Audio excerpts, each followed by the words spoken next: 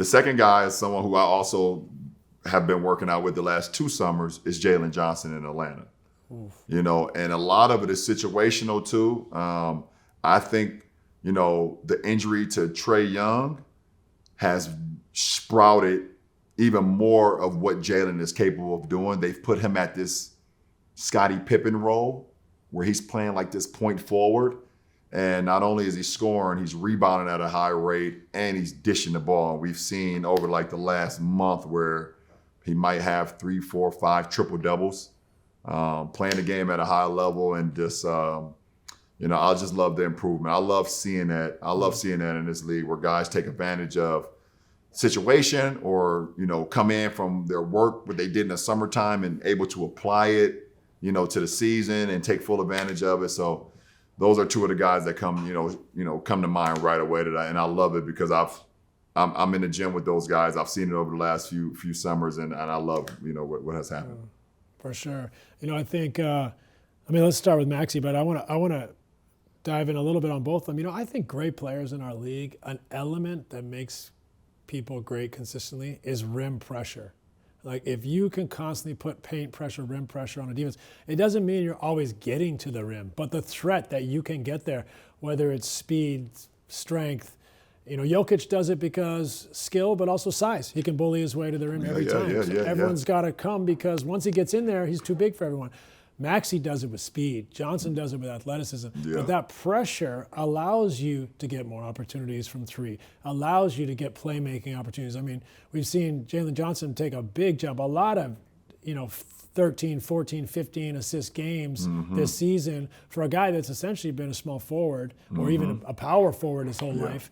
So I think when you look at these 2 guys, they're 2 guys that constantly are a threat to get to the paint and get to the rim, which allows them to show this wide skill set. So with Maxey, incredible speed and athleticism, the pace, right? Like, it's overwhelming at times. You can see like guys just can't keep him in front. No, they just can't, you know, and that's God-given right there. That's God-given speed and talent. And he said, you know what, I know, you know, what I was possessed with, and I'm going to take full advantage of it and not only use that to my advantage, but also it creates so much, like you said, that downhill pressure at the rim. But also a lot of guys know his speed, so they try to like cut him off, and his ability to have a tight handle and snatch back and hit those step back threes, you know, and get to the free throw line and make his mid range and make his floater. The kid has everything, and you know, he's one of the best, you know, point guards, obviously not only in the Eastern Conference, but, you know, in the NBA. But he's also gone up in his 3-point usage. Like, he's shooting more threes, playing off the ball a lot more than he was. So I like that there's a balance there. He obviously has the transition. He obviously has pick and roll, ISO. Yeah. But getting off the ball, running off actions, making people chase, turn the corner, or shoot from 3 has added a kind of a new element and balance to his game. Yeah, I mean, it's hard to guard guys that have the ball, obviously, with speed and quickness. But I think it's even harder to guard guys when they're off the ball and they're actually running towards the ball, because you can't get a hand on guys. You're not allowed to hold guys. You know, you got guys that's coming out of the corners full speed, you know, and do you chase him over this? Do you try to gap it? You know, if you gap, he can either stop behind it and shoot the 3, or now they just turn around and rescreen it, and now you're playing from behind, and he's very dynamic in that too. So what about Jalen Johnson? Like, what's the ceiling for this guy? I mean, he can score at 3 levels. Yeah. Incredible athlete. He's like I mentioned Scottie Pippen, man. And obviously he has a long way to go. But as far as the talent, you look at a guy with long arms, 6'9", 6'10", runs like a deer, super athletic. He's improved his outside touch. But like you said, putting pressure on the rim, his ability to rebound, he can guard 1 through 5. You know, for the majority of 1s and 5s. There's some 5s that would be a little bit challenging, but that's what, you know. You're talking about Embiid, you're talking about Joker. Obviously, they're mismatches for anybody.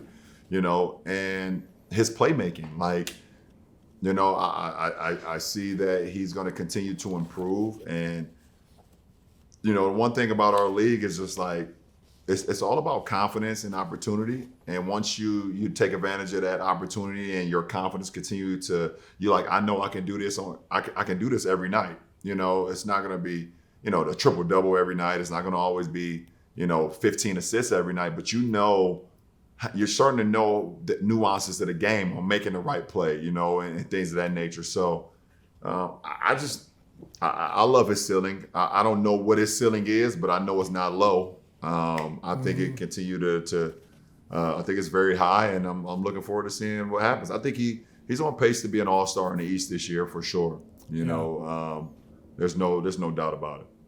No, for sure. I think he's playing at all-star level, and I think he's, you know, with some health, you know, I think he's a perennial all-star, just the way he started. Because this is the first year he's really had this much responsibility. Exactly. He's come through. And he's been healthy for you know, he's been healthy so far, you know, and like you just said, health is wealth. Health is wealth in our and life, obviously, but it is, you know, being available to your teammates and being available every night, you know, that means a lot.